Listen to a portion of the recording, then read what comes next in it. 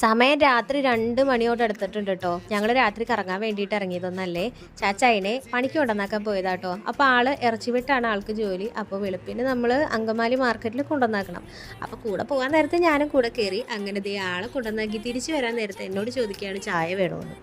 ചായ കാപ്പി എന്നിവ വേണമെന്ന് എന്നോട് ചോദിച്ചു കഴിഞ്ഞാൽ ഞാൻ ഒരിക്കലും വേണ്ടാന്ന് പറയാറില്ല കേട്ടോ. കാരണം എനിക്ക് ഇതൊക്കെ ഭയങ്കര ഇഷ്ടമുള്ള കാര്യങ്ങളാണ്. ഫുഡ് കഴിക്കാൻ എനിക്ക് നല്ല താല്പര്യമാണ് കേട്ടോ. അങ്ങനെ ഞങ്ങൾ പോരുന്ന വഴി നമ്മുടെ അങ്കമാലി ധാബയിൽ കയറിയിട്ടുണ്ടായിരുന്നേ.